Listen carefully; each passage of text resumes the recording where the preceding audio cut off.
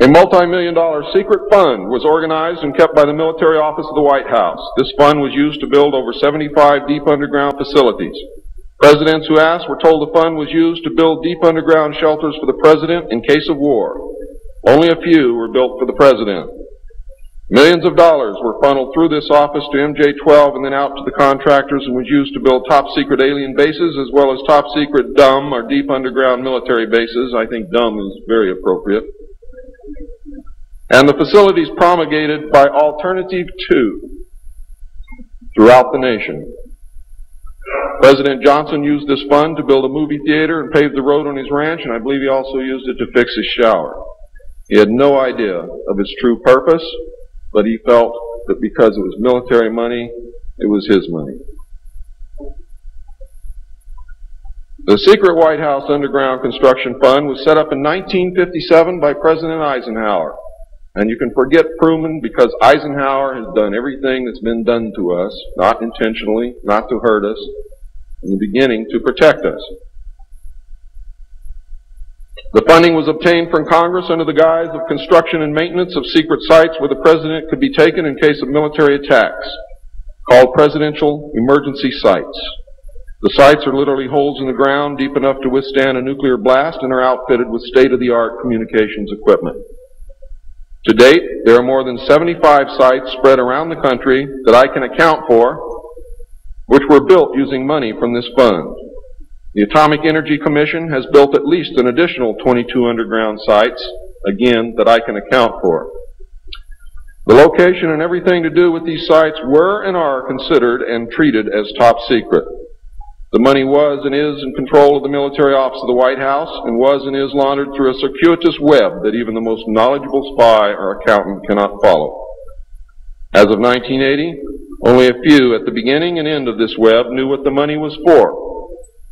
At the beginning were Representative George Mahan of Texas, the chairman of the House Appropriations Committee and of its Defense Subcommittee, and Representative Robert Sykes of Florida, chairman of the House Appropriations Military Construction Subcommittee. Today, it was rumored that House Speaker Jim Wright controlled the money in Congress and that a power struggle was underway to remove him. We all know what happened there, but I could not substantiate by any source the fact that he was in charge of the money. It is a rumor.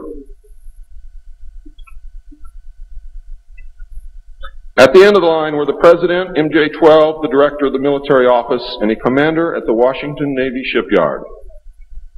The money was authorized by the Appropriations Committee, who allocated it to the Department of Defense as a top-secret item in the Army construction program.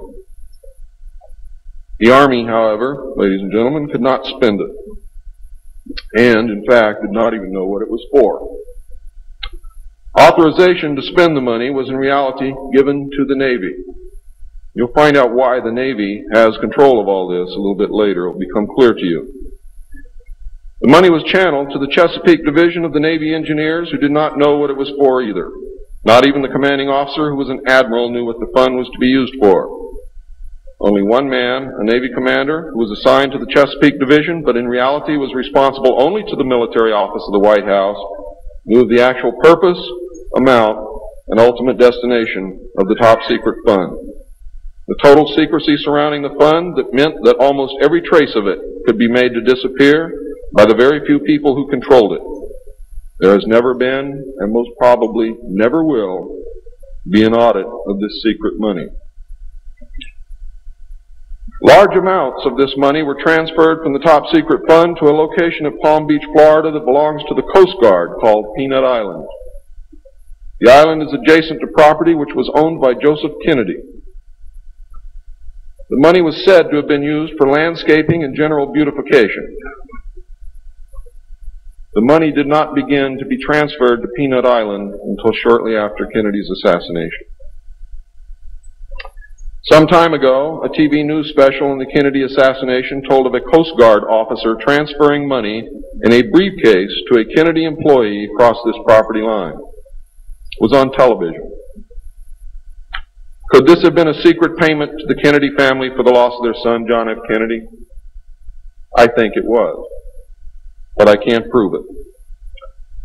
The payments continued through the year 1967 and then stopped. The total amount transferred is unknown, and the actual use of the money is unknown. Meanwhile, back at the ranch, Nelson Rockefeller changed positions again. He had been in sort of a holding position until the time was right, and now the time was right. This time he was to take C.D. Jackson's old position, which had been called the Special Assistant for Psychological Strategy. With Nelson's appointment, the name was changed to the Special Assistant for Cold War Strategy. This position would evolve over the years into the same position Henry Kissinger was ultimately to hold under President Nixon. Officially, he was to give advice and assistance in the development of increased understanding and cooperation among all peoples. Sounds very nice and innocent, doesn't it? The official description, of course, was a smokescreen. For secretly, he was the presidential coordinator for the intelligence community. In his new post, Rockefeller reported directly and only to the president. He attended meetings of the Cabinet, the Council on Foreign Economic Policy, and the National Security Council, which was the highest policy-making body in the government. Nelson Rockefeller was also given a second important job as the head of the secret unit called the Planning Coordination Group, which was formed under NSC 5412/1 in March of 1955. However, the memo was written in 1954 at the same time that NSC 5410 and NSC 5411 were written. It was not used until it was needed. The group consisted of different ad hoc members depending upon the subject on the agenda. The basic members were Rockefeller, a representative of the Department of Defense, a representative of the Department of State, and the Director of Central Intelligence. It was soon called the 5412 Committee, or the Special Group. NSC 5412/1 established the rule, for the first time, established the rule that covert operations were subject to approval by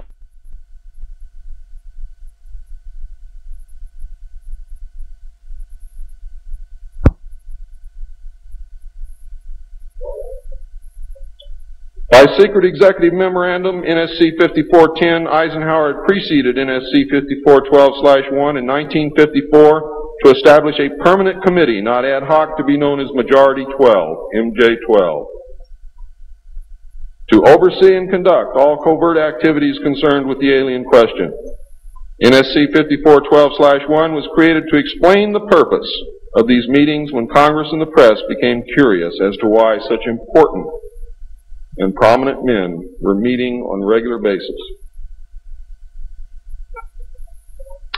Majority 12 was made up of Nelson Rockefeller, the Director of Central Intelligence, Alan Welsh Dulce, the Secretary of State, John Foster Dulles, the Secretary of Defense, Charles E. Wilson, the Chairman of the Joint Chiefs of Staff, Admiral Arthur W. Radford, and that's why the Navy got everything, because the first Chairman of the Joint Chiefs of Staff who served on MJ-12 was Navy. If it had been an Army general, the Army would have had it. The Director of the Federal Bureau of Investigation, J. Edgar Hoover, and that should answer a lot of questions for you, and 6 men from the Executive Committee of the Council on Foreign Relations known as the Wise Men.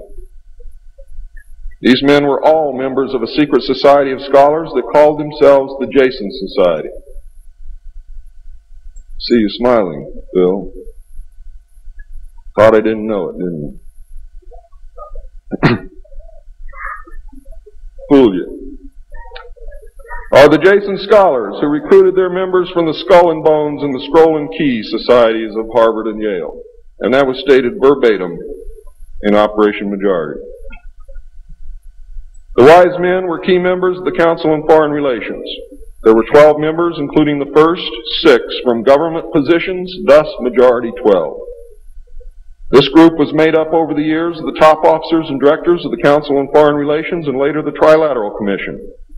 Gordon Dean, George Bush, and Zbigniew Brzezinski were among them. The most important, however, and influential of the Wise Men who served on MJ-12 were John McCloy, Robert Lovett, Averill Harriman, Charles Bolin, George Kennan, and Dean Acheson.